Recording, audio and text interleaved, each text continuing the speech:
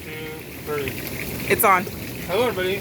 And we're back in the hot tub finally after a year hiatus. And there ain't no fucking Teddy Hart here because you had to run with Teddy Hart. We got the reject, John Lee Murdoch, the fucking Duke, the ICW American Deathmatch Champion. How are you doing, my boy? And I'm good. oh shit. We have to have more than one reject. We got Akira too. I do have my silk outfit in the car if you put it on for the Teddy Hart. That was like, what was that incident with Teddy Hart? He was showing up at shows and you guys threw him out. He just was being a menace that weekend and nobody would get rid of him. So he came to our show and that was a mistake. So, fuck it. That was about the Mania weekend. ICW shows packed, pounces. You can catch them all on IWTV. TV. And you won the American Deathmatch title. Yep. Oh, it was a good weekend, man. The crowds were low. Obviously, pandemic. I don't think anybody wanted to come out. But also, we were fighting over 100 fans. Like, we split the fans doing the collective and doing what we were doing. So, hopefully next year everybody can work together and it's all under one roof. So what about the rise of ICW Nova Bar now over the pandemic? You guys have taken over Deathmatch Wrestling. Deathmatch Wrestling's kind of had a rise again. Yeah. So what are your thoughts about the summer of ICW last year? A lot of people say, like, the pandemic was bad. I mean, the pandemic was bad. It was horrible for a lot of people. Yeah. But it did give a lot of leeway for companies like ICW to, like, fucking get their market, get in, and, like, get people. So, like, yeah, it helped. It helped a lot. What have been some of your favorite matches in ICW that people can check on IWTV? You have a lot of her summer. Me and Eric, obviously, from the first. Oh, actually, anytime me and Eric. Me and Schlack. And then the surprise me and Nick Gage match, I think was good. Tell us about your history with Nick Gage and tell us what you thought about Dark Center. I know you guys went 50 minutes out of Mid-South. King of Deathmatch 2015, start our video. We always got to plug them, Robles. Great dude, Robles is great. Working Gage is good. It's like fighting for your life. I'd rather be drowned in this hot tub than wrestle Gage most days. No, it's fun, man. We've got a good friendship where he knows I'm going to go out there and hit him. He's going to hit me. So it's easy. It's easy working with Gage. And what do you want Dark Center showing casual fans deathmatch wrestling? It's good and bad. It's great that it's mainstream. It's great people are talking about it. But I just fear that this is going to be an easy way for people to try to get into wrestling. Like, hey, I'm going to do death matches. I don't have to be trained. And we're just going to get a bunch of shit death match guys because of it. We have a lot of good young stars like Akira. And like, what do you think about the new generation? Like, Akira's been killing it. Oh, yeah. Definitely. His AWR matches have been great. You can check those out on IWTV. Tell us about... Akira, what about the Asylum Wrestling Revolution? Tell us about that. You bring your dog there, Coda? I mean, they almost killed me 2 years ago. That's a fun fact. I mean, they're just a small promotion with the pandemic and everybody getting shut down, a bunch of people being creeps, and their promotion's getting shut the fuck down. It's a promotion of John, don't get weirded out. This is raw. We're going no edit. We just go. It's fun. But it was a promotion where they were like, hey, we're going to keep running no matter what. And they said, hey, especially because like my stock kind of rose last year. For obvious reasons. Like, go out, do your thing. And they just let me do my thing, and it's paying off for me. Like, I had that match with Mickey, and people won't shut the fuck up about it. Let's talk about Mickey. Put her over. She's been doing great lately. Killing it. A resurgence of her career. Definitely making up. Do a TV at her, man. I know me and my camera girl Vina watched it. We loved it. You can check out IWTV, Mickey. Tell us about some of your favorite matches from ICW and your rise. And how the crowd has responded to you. You've become an overnight sensation. You're Kumite, every chant that. It's honestly like all through last year, each one had something very different and like special that I enjoyed. Like, you know, John was something special that people want. You know, when we had that recent match announcement, they got excited again. I've got this weird story that kind of just grew organically through ICW, and people are just really invested in like the young gun shit. Yeah. I mean, the match with Reed was really fun. It's Reed. Hey, we're gonna hit each other. We're gonna throw each other. Now that's the first time I've ever jumped off a roof. That's the first time I've ever contemplated jumping off a roof. So that's like a one and done deal. I remember that. It's not really a one and done deal. Great. The match with Matt Tremont was especially really special. That's something nobody can take away. That wasn't your first match with Matt, though, was it? Like, no, you had another one. I had the one at On Point at OPW in Jersey, which they're supposed to be coming back. They might be coming back. I don't know. Also Shout out to Loudy. Also on IWTV. unplayed underrated. Let's talk about underrated deathmatch person. You talk about BOW. They have a lot of good death matches. A lot of places that people don't know about. I think it's just the like everybody with deathmatch wrestling, like GCW. Yeah, GCW. And no one gives credit for underneath that. And I think that's what was so good about ICW is it's sort of like, yeah, GCW is going to be on top. But fucking ICW bucked up against it. Yeah. It was like, hey, fuckers, like, you either step up or we're going to be fucking number one. And now you got all these other promotions that are going to get H2O. Yeah, H2O's great. It's so good. In the Midwest, once again, AWR fucking stepped it up. Like, but see, even before ICW, H2O was still doing stuff. But because GCW is so big, they run the table and they get all the recognition. And it sucks, but you know they're out there doing the hustle. So. Yeah, they don't do as much deathmatch as everybody else, but they have their tournaments and like they do deathmatch when they can, but they're more about the wrestling. And the ICW is more deathmatch. So he worked a lot for IDM itself, and a lot of people have Ian Rotten stories. What's your opinion on Ian Rotten? Like, let's do this opinion. I wish Reed was here. It's me and Reed have like I'll share Reed's opinion. It's like gotta do a Reed voice. You're not a real indie wrestler if you don't go through IWM yourself. Because good, bad, or indifferent, you're gonna learn something from going through there. You might be fucked over, and that's the lesson you learn. Or you might be put with a bunch of good opponents and get your name out there. There's always something to take away from IWM Mid-South. It's mainly knowing when to leave. Like knowing when I've got everything I've got, I'm now just here, and then you're opening yourself up to be fucked or to run into the Ian Rotten issues or whatever. So you just stay, get what you need, benefit him, you benefit yourself, and then go. There's a lot of good talent from out there. Brandon Lee and Max and Warner talks about other talent that people don't know about. I know Kevin Giza, Alice Crowley, a lot of good. Alice Crowley's tough, man. I've wrestled her 3 times, and like she's the hard. What's the tournament coming up that we just did? What was the Hybrid Cup? Oh yeah. Watch that match. She killed it. Yeah. Sickness before that was good. But yeah, man. There's a lot of talent. Oh, the Takeman's getting discovered now. MLW is signing now. Let's also talk about Never Home. You guys are tag champions at Paradigm Pro, and they've been really killing it in pandemic. Empty arena shows, and how is the empty arena shows and the tapings there? That's more Akira, John Reeder's like, nah, we're not gonna go do that. Me, I'm like, oh, that's that nerd shit. I love it. Let's do it. It's fucking weird. That was the first no fan stuff I've ever done. Like in pandemic, it had always been like ICW where it's outside, nobody kind of gives a shit. But it's just one of those things that like you watch. Like I go back and watch like the old Japanese tapes, like PW5, and like especially with the Japanese crowd, it's essentially like a no fan until you do something really fucking cool. And it's like so you take that mindset, but you take away the surprise clap. So you just work.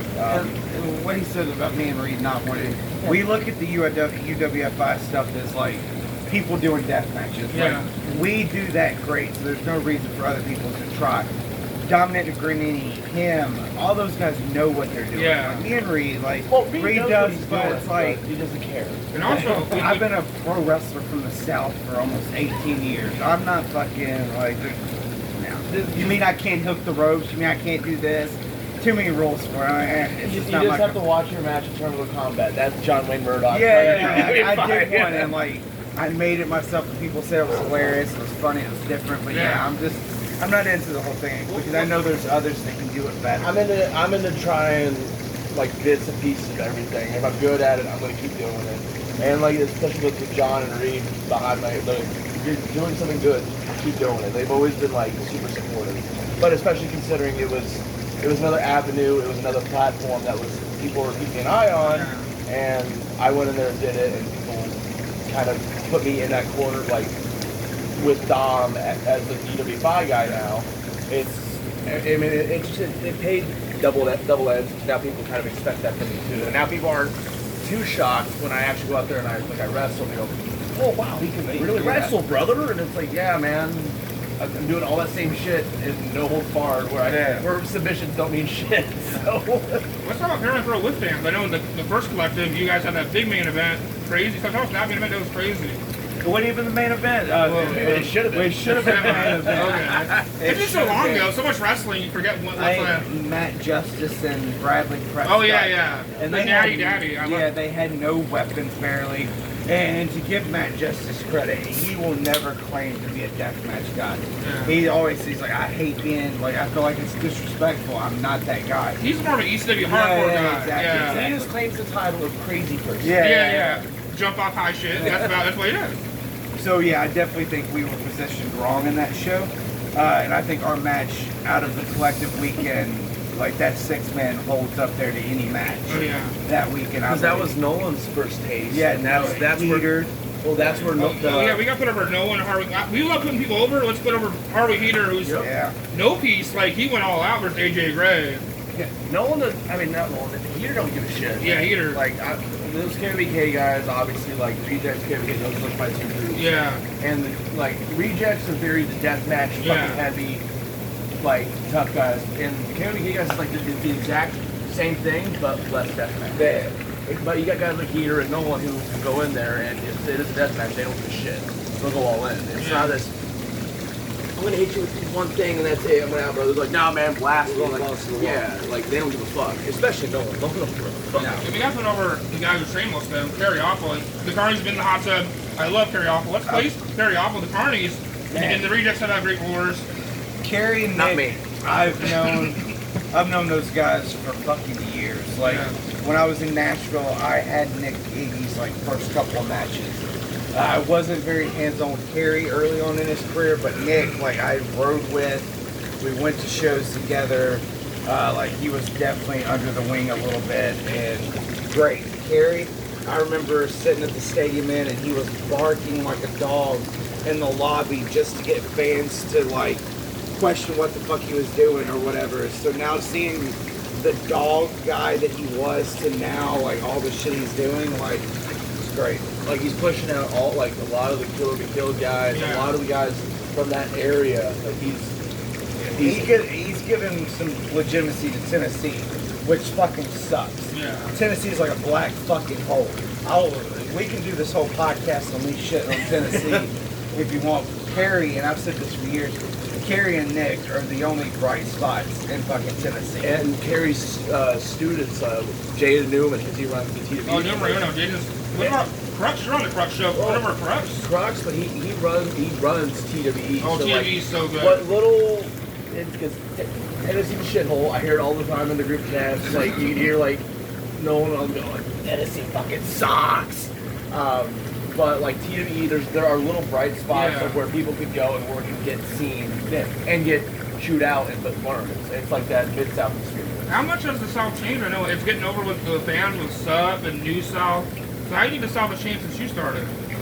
I think they're pushing some of these fucking local vets out. Those vets that only travel 40 minutes. The vets that they, just because their last name starts with this, that they're gonna fucking be in the business forever and fucking leech off of what everybody else did.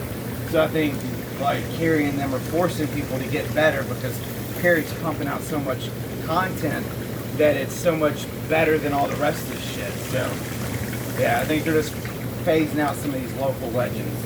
And someone would be put over on the podcast.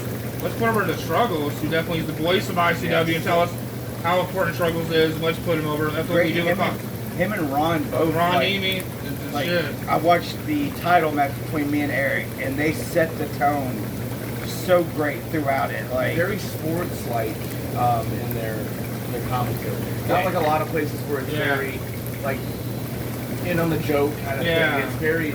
This is what it is. Here's the story behind it. Like my story would not make sense if Struggles and Ron were not the guys talking about it. Doing commentary, I've learned so much from this, watching them, and I listen to every commentary team. I try to learn. Because as commentators, you gotta learn as you go. Like interviews, I've been doing 8 years, and I learn every time. I just started on camera. Same as Nick Manowa, voice actor himself. Underappreciated talent. I wish that he would do other stuff. Yeah. Because he's got such a voice. He knows about indie wrestling. He's got so much knowledge. He's not sitting there guessing what this move's called or who this guy's name is. Like, very good, very good. Like if you get him on a bigger promotion and you get him a comic partner, just to have that I love struggles and fucking Ron and Nick to do a 3-man team. I hate somewhere. 3-man teams just because normally the 3-man party doesn't fucking gel well. There's always that one asshole that doesn't fit. But those 3 would be perfect. You the asshole that don't fit in this cigar. Oh. That was about how Akira came into the rejects. It was a trip to Mexico. We were looking for somebody to fill the car out, and Aiden Blackheart mentioned him. We were at a GCW show at the time. I was like, okay, I don't know him. Like, we're going fucking, like, I don't know this guy to be putting this much faith. We got to get tickets. We got to get everything up front. So when we cross the border, our shit's fucking there. So he can't fucking just pull out on us. I talked to him over the phone. He sent us money to get the bus ticket. And yeah, and he went out there and fucking bled in Mexico his first time. I was like, hey, they're going to want you to bleed. He was like, okay. And I was like, yeah, dude, this dude's going to be fucking something. First death match ever. And now I'm wrestling at the AWR tournament. I'm wrestling the guy that made me bleed for the first time, sick boy. Now, like, once again, I had no idea or conception of what it was. I was like, okay, I'm here in Mexico. Shut the fuck up and do it. Like, because if you don't do it, you're a puss. So, and most people's first time is that. No, mine was bundle about yay big. I'm choking someone out just right to the back. It felt like I got shot in the back. I was like, what the fuck was that? and it was one thing. I was just all in because as soon as I felt myself bleed the first time, I think John, I know Aiden, because Aiden was in the match. He said I watched you like go from a kid to something snap, and you were just all in. You didn't give a fuck anymore. And now here we are 3 years later. So it's all. What are the tools it takes to be a deathmatch wrestler and not be a poser? Like just when you fly your craft. Just do it, man. Just fucking, own your scars. You're gonna get scars. There's no reason to avoid it. Don't get the scar and then run to the fucking hospital. Earn your fucking scars. Okay. Once few scars that you have, which one have you done to the hospital? I've only went to the hospital for the deep ones, like the ones on my shoulder and then the one on my back of my shoulder. Where you get told by everybody, go. Like, the only one I ever did, and it was one John was there for, was when I got hit with unsafe glass. And here, that one right there. That was yay far from an artery. And when everybody in the world is telling me, you might want to go to the hospital. You go to the hospital. Like, but for this one, I didn't go to the hospital, and that one was disgusting. Like, it was like that deep in my chest. And I remember like, go to the hospital, go to the hospital. This is the best part, is the schlacks in the background. So I'm like, got it. Yeah. That's become a thing for you, carving your stomach. I see gifts all the time. It's becoming like your calling card. Well, that's the thing is, it's a tribute to guys, because like, I'm very Japanese influenced, but it's also like, I'm not doing it just to do it, because I legit had it done. Yeah. So some guys will just do it just to fucking do it. I'm like, nah, bro, I really got stabbed. I can kind of get away with it. I was got questions on the fly. Someone who got a lot of flack last year in ICW, but he's done his shit. Alex Ocean. What are your thoughts about Alex Ocean? I think Alex Ocean had too much too soon too quick. I hope no one beats the fuck out of you. I think No Peace pushed Alex. Yeah. And then everybody got a hold of him thinking that he was here. Yeah. When really he was here. And which isn't bad. Yeah. He needs to work. But No Peace did such a good job of presenting him like he was top tier. And then when he got to ICW, I think the Danny match shook him. I think that was fucking intense.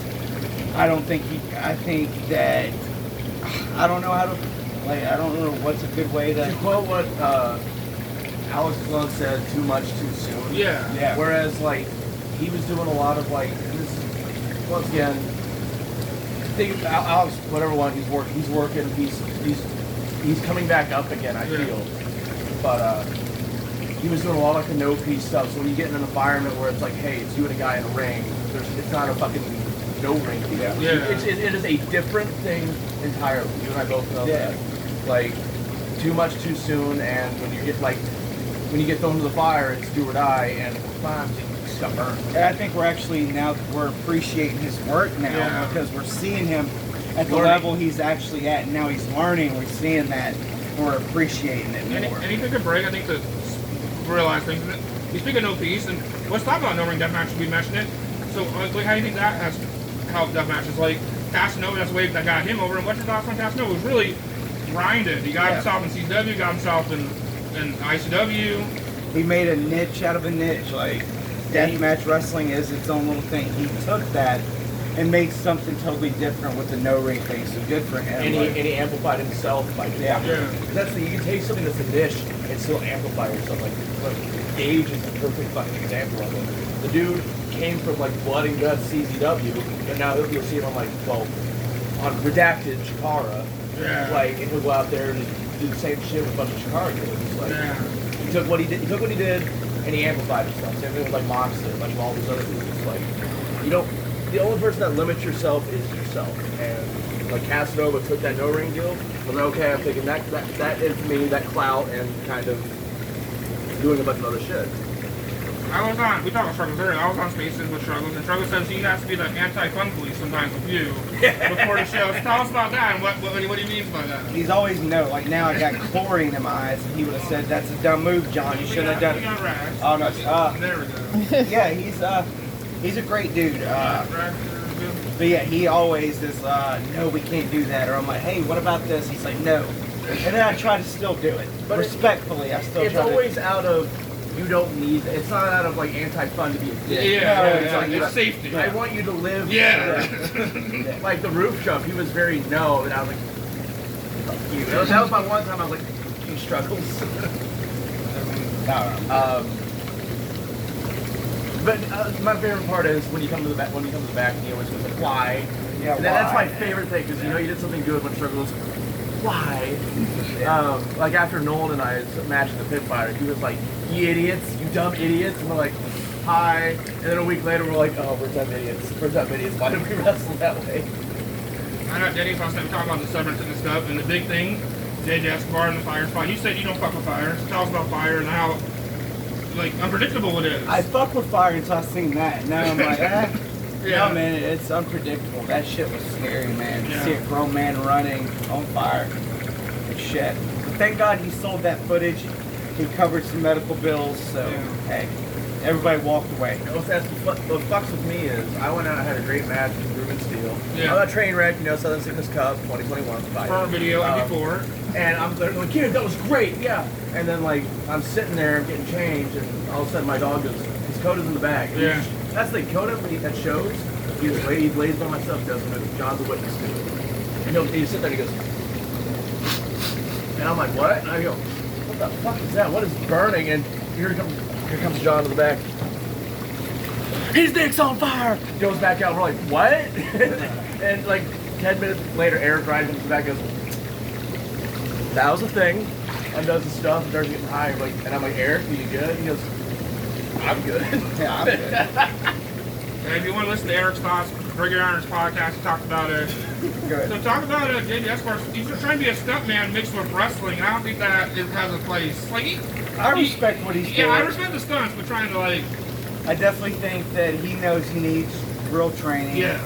But yeah, I respect him. He's definitely got balls of steel, so I'm not going to take anything away from him at all. Balls of steel, probably a touch of insanity. Yeah.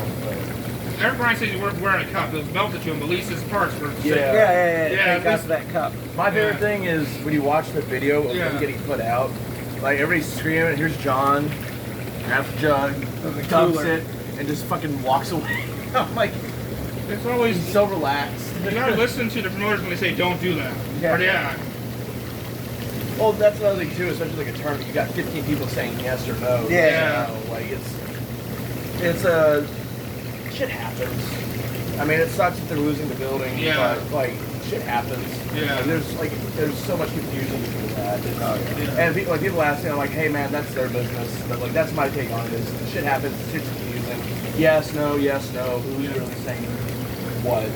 Talk about deathmatch. Talk about the best and worst deathmatch. I know you were in the Colt 45. I don't know if you call it the worst tournament, but tell us about the worst or best ones you've been in. The best for me would probably selfishly be the King that I won. Okay. It's a story with me and Matt Tremont, like 2 years of him beating me solid and then finally me winning. Worst tournament?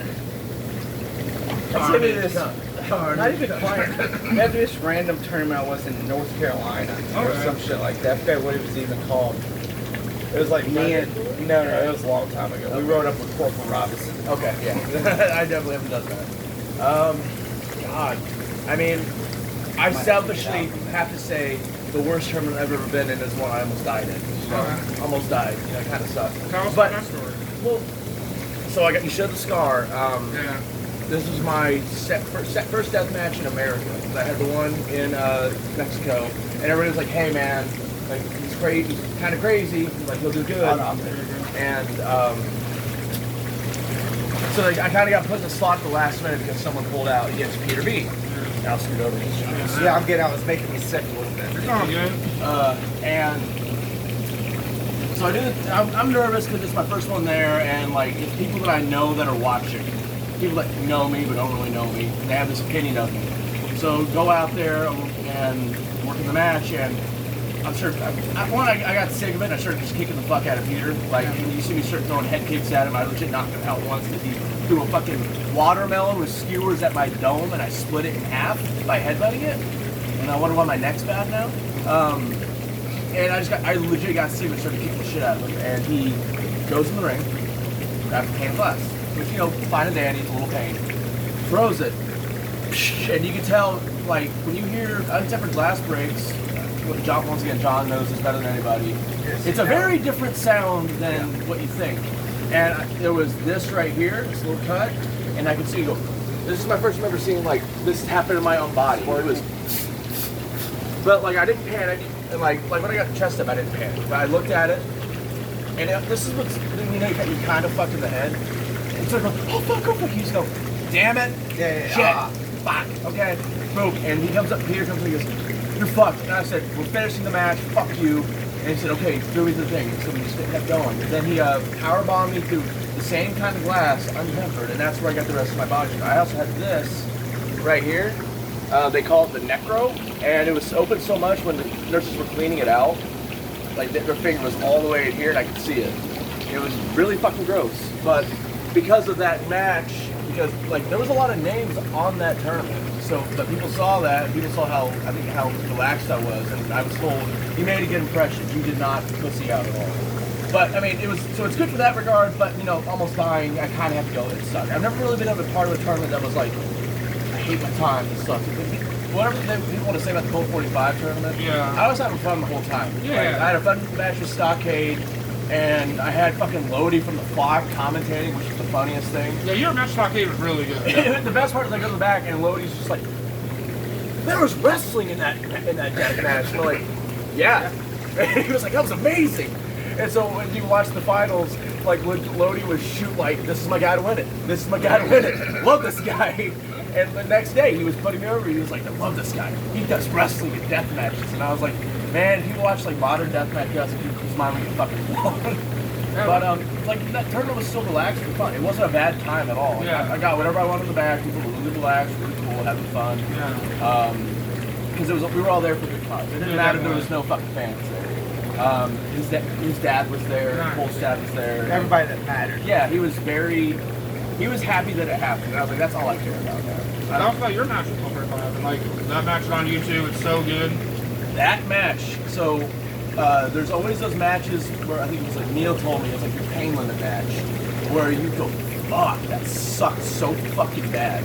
So like the match was great. I watched back, and obviously it was me from a year ago. And if you watch me from a year ago to now, I'm very different now. Like I've grown up a lot. But it's like watching like a kid me, like an appearance and everything. And it was a fun back and forth. We really didn't talk about anything. We just said, hey, this is what we're doing. And it still went barbed wire. It sucked. The one thing that sucked the most was normally when the barbed wire breaks, the ref will grab the barbed wire and take it out. That did not happen. So everything else we did, we were landing on barbed wire. We were landing on everything. So by the time I was done, I had just punctures all through my body. And I'm sitting there in my car after it. I'm like, fuck. Because like one or two things through barbed wire is okay, but when you're constantly landing on it, all those punctures just add up and you're like, this fucking sucks. Like, and it wasn't nothing too crazy in the match except for the barbed wire. That was the worst part about the match. And it's the nature of the match. And it's, you know, also, it was that TPW, the total psychopathic, so they're very new. So like, I can't be like, God damn, it's so professional. It's a new promotion, like shit happens. But that was the match where I had my first, like, I was shaking after it hurt so bad, but I also had that match, and it's a memory forever now. So let's talk about good memories of Colt 45 and rest in peace. Definitely an underrated guy that never got his due. I don't know. I spent a lot of time pitching him to On Point. I got him into there. I love Louis. Yeah, I love Colt. Yeah. I was like, give him Louis. I was like, and then have Louis put him over, like, and put Colt up. This one of the survival of the sickest, maybe. Yeah. All on IWTV, On Point, IWTV. We always gotta do cheap plugs. Plug it. Was it that one or no? I think it was. Was this a regular show? It was regular show. When I wrestled Devin.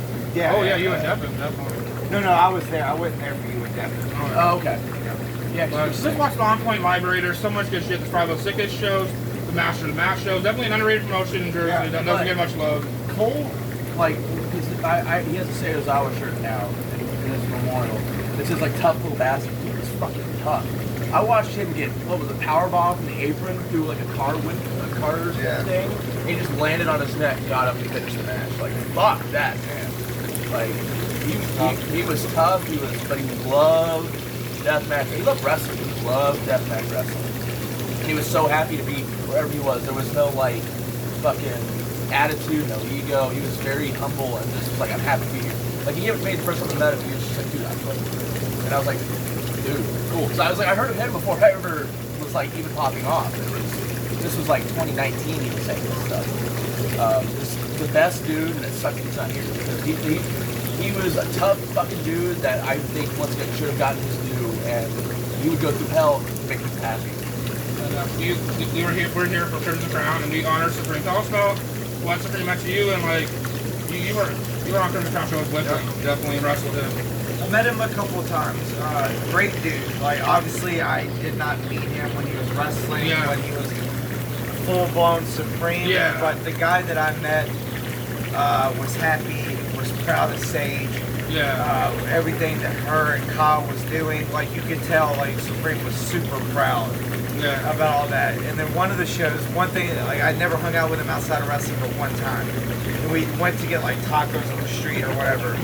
This fucking dude walks up and he's like, you guys laughing at me, and he's drunk. He sits at our table. He won't get the fuck up. I'm like, dude, get up. And like, he keeps reaching for his pockets and shit. So literally, like, I slam on the fucking table, and I throw like sauce all over Supreme. I'm like, I'm so sorry, dude. He was like, no, you're good. But no, great dude. Like, I wish I'd have got more time with him. 100%. Next weekend they're gonna air the shows, but last night you guys did DC Killer and Station. Station under 2 years gone. She's just as good as she was. No, 100%. And let's put over DC Killer and Station, who are two of the West Coast standouts. I love DC. Whoever shit talks him on Twitter, like, he's great. Being in the deathmatch last year, he did great. I think one of the best. Yeah, I love DC. Anytime that those guys can come down to the Midwest is great. Like, I think the West Coast in general doesn't get enough love for deathmatch wrestling at all. So definitely like JD Horror, Andre Verdun, guys that aren't wrestling anymore, but they never really got to do. JD Horror, one of the most underrated guys I think ever. How about JD Horror? What do you remember of JD Horror? I love JD. He did, I think, a Crimson Mask for Out to Be in Mid-South. Yeah. Yeah, dude. Great. I wish I'd have got to wrestle him, but shit happened. Definitely. And tell us about, like, the XPW really set the ultra-violent standard here. Did you watch XPW? What are your memories of XPW? I wasn't XPW. I didn't really watch much. He might have. I remember seeing like certain matches, but like once again, I'll still go and say like a lot of fans now didn't watch it. I'm like, you guys owe your fucking credit to the West Coast. Yeah. But that was a West Coast thing, just like CCW was an East Coast thing. So like people want to shit talk the scene over here, and it's like these guys are still hustling their ass. Yeah. Like, with the XPW being here and with the not being here. Yeah, we had XPW, the Mex Pro, the UEW, now the Blood Brothers, and they're running. We've had Summer Slaughter here, and we've had the Crimson Crown running here, Goddess Awards coming in October. Today's Deathmatch tournament's gonna be great, so don't sleep on the West Coast Deathmatch tournaments. Then we got Drexel up north doing shit. Yeah. And let's get to the fucking been talking a while. Let's plug Boardwalk Buzz, the next show, 4 days. Yes. You guys have a lot of matches. And let's talk about, you have a match with Tank, let's talk about Tank returning to ICW. Has not been announced yet. Well, let's talk about Tank returning to ICW. Tank. Yeah, my bad. What are you talking about? I don't know what you're talking I know what you're talking about. Tank and Nick Meany Wicked got his shot, and people loved him. Tank's great. Tank's one of those guys that's been around. He knows what he's doing. He doesn't need tubes. He doesn't need fucking barbed wire, none of that. He's just a tough fucking dude, man. Like, all around.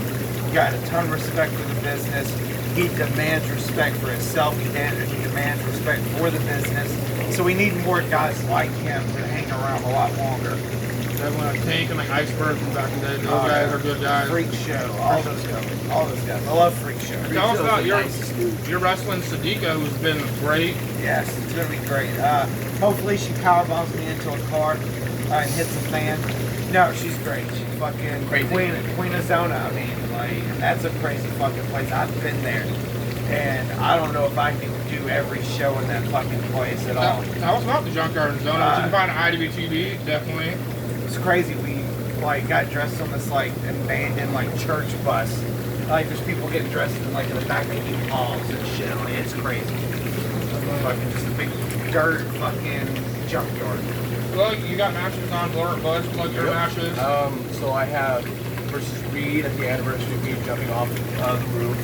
I think all your matches have been in there. Yeah, Reed. I have the pit match with Tony, which if you guys want to watch, I mean, it's not me from. I'm not me now from a year ago. I'm match with Tony from a year ago, so you can kind of expect with some changes to what it's probably going to be from On Point's. Shit, what was the name of the show? Hard Over Height. It was their last show before the pandemic. Yes, it was the last show before the pandemic, and it was like a sold out crowd too. So that also fucked with the me. Pandemic fucked. We were coming back with me and Reed against Gage and Tremont. Oh, that was oh the yeah, show. I remember that. We set it up. We started the angle, and then everything was just gone. And obviously now Tremont retired, so Then I have myself versus Homicide, and you know that's in and of itself is crazy to me, especially me from a year ago. I didn't think I'd be wrestling Homicide on like one of the premier weekends of independent wrestling, and people will shut up about it.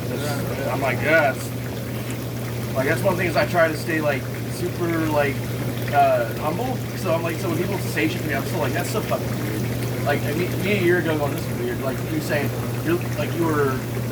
It blew up overnight. I'm like, yes, still fucking weird to me, man. Like, I still tell people that. I know I was in here with Marco, and like, Marco blew up overnight, and Yeah. Marco was like, I don't know, like, I'm here. I just like, that's the problem with the internet nowadays. Like, people are just blowing up instantly over gifts and shit. yeah, because one click you can be halfway across the world and somebody's watching your shit. Like, just by click a share, it's just so easy. And it's not like I blew up and then it's fizzling out. Like now I'm blowing up in the deathmatch scene. Yeah, and now the regular wrestling too. People are just like, whoa, what the fuck? And it's this weird thing, and I'm appreciative every fucking day. Because now like I pay most of my bills with wrestling, so it's pretty great. But the match with Homicide is just crazy because I remember when I like in the mid 2000s when I was still a wrestling fan. It was like Homicide, ROH fucking. The baddest fucking dudes. And now here I am, 15 years later, and I'm wrestling Homicide. Like, what the fuck is my life? I think Homicide is one of the most underappreciated guys, from the X Division to the LAX Tag Team, to Ring of Honor Champion, everything. Yeah. I definitely watched him and Schlack from ICW at the beginning of No Holds Barred, which, Him and Casanova from the first No Holds Oh, yeah, definitely. I had a match with him. Yeah, and it was the fuck. It was, what show was when it? I wrestled. Well, yeah, but what was the show called? Deathmatch Horror Story. Deathmatch Horror Story. Yeah. Okay, Something like that. That kind of show was great too. Yeah. And then I'm wrestling John the day after, and so and like people will say, I still these kind of stories. It's stories. It's not overstated. Like people love Japanese wrestling. People like the subtle stories. Like if you watch ICW, especially my like, not just there's stories all over. Like my story in particular, you could see like the kid, and I'm still growing. Yeah. Like, that's the thing. So like people getting mad that I'm not getting handed everything from the get-go. It's because it's like I'm earning everything this way. You don't want me to fucking hand in the keys to the kingdom immediately because then you don't give a shit anymore. But when you do like Danielson, when you do like Danielson, you earn those keys and you see that person grow. Or Kobashi, like he was on a losing streak for like a fucking like year, and then when he started winning, people really give a shit. Because if he's winning all the time, what do you get? You get John Cena. Yeah. But when you earn that shit, and you constantly keep changing and evolving who you are, even when you reach that top, that's how you stay on the fucking top. And I'm still changing and figuring shit that works out. So the story that weekend is especially a year later. Yeah. See how far you come. And then I also have that edibles death match for Wrestling After Dark. And guys, I'm just gonna let you know, if they make me take an edible before the match, I am not gonna be able to walk out. Like, I heard it's 1,000 milligrams. I'm gonna be dead on the ramp. Like, John will be picking me up and kind of carrying me to the ring. Like, all right, go. So if I like, it'll have to be someone like placing my body on top of something. I can't. I love weed, love edibles. Anything above 100 milligrams, I'm dead. So just letting you guys know. And we're sponsored by RealChemistForFun.com. Check them out, and I'll give them the deets for to get the good shit. Nice. And then let's plug ICW's been changed to Houston and Texas and San Antonio. Blake on the next date. But then Indiana, your match has been announced. The match was like it's supposed to be in December. You were 4-0. Yeah. And talk about like what's 4-0 match in the deathmatch community? Definitely, their story has really helped. Oh yeah. It gives us. There's no like kills and there's no bad guys in deathmatch wrestling. You don't want to. Yeah, you don't want to boo. Yeah. You don't want to. Osborne. You don't want to boo a guy that's fucking rolling in glass. Yeah. So fucking, they're like heel, like they're the bad guys. So it makes our job easier. So Yeah. it's just we need those guys. We need more of those guys. It makes the job easier, but it gives the fans something to make us bigger than what we were. So when you have a story like that, that's one thing that I love in wrestling is stories. When you have stories, that's what people are going to remember. Like, people will remember certain matchups. Yeah. Sure. Like, him versus Gabe, people still talk about it. Yeah. But there was also a story behind that, too. Yeah. And people will still latch on to the story. Even though it's like one-off matches, you think there's no story, there's still a story to it. Yeah, that's the whole. Gage just got out of prison. Yeah. This is like his first major deathmatch tournament. And He's a killer. yeah. Yeah, what drew me into deathmatch wrestling. I wasn't a fan. I went to a show, LCW, used to run here, and I walked out in person. I just stayed wrestling. Then I started watching a little Tournament of Death, a little bit of this. I'm like, oh, okay, I can appreciate it. Yeah. And I started meeting you guys and talking to you guys and seeing you guys up close. Like, UEW was I love UEW. People would shit on me. You can watch it all on former video, but they're Andre Verdun, BC Killer, Homeless Jimmy, Killing the Shower. I loved it. Definitely love GCW and love ICW, definitely. And with 440, because when you have those stories that people get, bad guy versus good guy, it helps fucking elevate everything. The deathmatch scene has been elevated. Not saying just because of them, fuck you, Ricky. But don't get carried away. yeah, don't get a big head, brah. Yeah. But they've helped elevate the scene just as much as ICW and all the other guys. We've all been doing this together, and they've been an integral part of the scene growing. H2O is on fire now because they now have a bad guy to walk with. Like, we all are on fire now because he has Eric Ryan. I've got that fucking mutton chop prick. Atticus, fuck you, pussy. Oh no, spoilers. It's what is it? In July, I'm gonna stab your fucking ass. But like, we have those counterparts. Even like Reed has Atticus and keeps fucking him up. Yeah. And Ricky's like the Joker. He's the big fish. Yep. And now he's more the penguin. The penguin. And now when he stands on top of the fucking scaffold, that's what anything. You need to double its view, but the advantage of Bev and Bobby Beverly's been so underrated for years. And how do you think about him finally getting his spot? People were like, oh, the Bev's good. The only good guy in the young studs, fuck. Like, young studs and IW are great. There's two guys. We miss you, Eddie Only. I know. If you have any tips, call Greg Aaron. Stop selling my dog drugs, though. Come on, man. Hey, that's a straight ass dog, man. No, it's not. It's no dog. He's a dealer. He's a dealer. I've watched him and Eddie trade shit like outside by a partner. I'm like, Eddie, go home. The people need you. But like they've helped the scene. But everybody together, like especially with the pandemic, we've all like deathmatch has never been as hot as it is. Yeah. Because now what's gonna be a dark side? We had all this other shit going on. It's on fucking national TV now. Yeah. A deathmatch guy won Wrestler of the Year.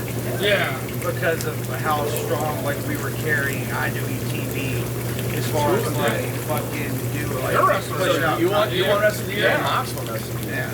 So like, and that's the thing too, is you get guys that don't forget their fucking roots. Because like there would be no exploding barbed wire if Moxie wasn't in that position. Yeah. Let's be fucking honest. No one else would push that. A lot of things happen because deathmatch guys have been like, hey, let's help elevate each other. We're filming the day of Double or Nothing. Yeah. Nick Gage could come out, and Nick Gage on that platform would be great. He could. He was remember last time, but Gage on that platform would be great. but we like Satu Jin is another one who was like been busting his ass for longer than me. Like I've only been doing this for 3 years. Yeah. He's been longer, and now he's getting spotlight too. Yeah, him and Ruben Steele from that Mean Weekend were great. Ruben Steele's killed in Texas. When he wrestled Mean Weekend, the whole heavy metal locker room in Texas went and watched him. The show started late because they wanted to watch him. And people killing it. Watch Bounty Keith and Ruben Steele killing in the New Texas main event. Texas filling in, and I can't wait for the guys to get their shine when GCW and ICW from there. Heavy Metal had their deathmatch tournament too, and that's where you can see Ruben versus Masada. And that's when I first really heard of Ruben. And that match kicks ass. Masada beats the shit out of him, but kicks ass. Masada doing Masada thing. Who would have thought? You know? Let's wrap things up. We've been talking for I don't know minutes, but let's plug your merch so we can get bonus and dog food and get you some food. Deathmatch Worldwide. You can check out. We have. I have a store. Reed has a store. The Rejects have a store all together. He has a store. Come visit us at the merch table. Yeah, man. That's how you get the merch. Same thing there. But I also have my. Oh yeah, we have one more question. You reminded me. No, go ahead. Go ahead. Okay, sure. So, like my Instagram, my Twitter, and everything, it's theakiraway.com. That's my other website. I have particular merch for a particular website, so I have the Deathmatch Worldwide stuff, and I have that website. That's where I have like a bunch of different shit. I have a lot more coming this year. I'm diving headfirst into the merch game because we're all trying to make this like a really good living. So this is the year that we're really going to push that. A lot of stuff coming up. I'll tease it now. The next release I have coming up is Cuphead related. So it's a bunch of different shit. Lots of video games stuff. But now, go ahead, ask the question. I already heard the question. Go ahead. And the camera girl, my camera girl bestie, Vina, asked the question. I'm an impartial commentator for GCW and impartial interviewer. So I was asked him, he's been calling you out. Alex Cologne, thoughts on him, and definitely where that match could happen eventually. Where it could happen, who knows? I have tons of respect for Clone. I don't know where this fucking imaginary heat started. To me, it all started with a jab that wasn't needed to be taken by him on his podcast affiliated with GCW. So I just think that it was one of those like little jabs that wasn't needed to be taken, and then here we go. Yeah, and it got fucking infected, and now here we are. There's no personal heat. Me and Cologne have talked. It's just a difference. He doesn't want to work at ICW for X amount of reasons. I never want to work for GCW for X amount of reasons. And I respect you guys. I'm impartial. I don't have a doctor. Oh, yeah, for sure. And there's two guys, like, I'm fucking the guy at ICW, and right now he's the guy at GCW. I hate it for the fans because I think the fans deserve this match more than us.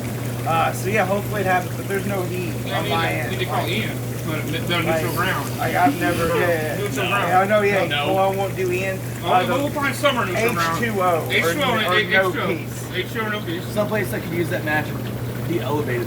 They didn't really put over No Peace. No Peace has gotten on 90 TV. They've been grinding for years to talk about No Peace.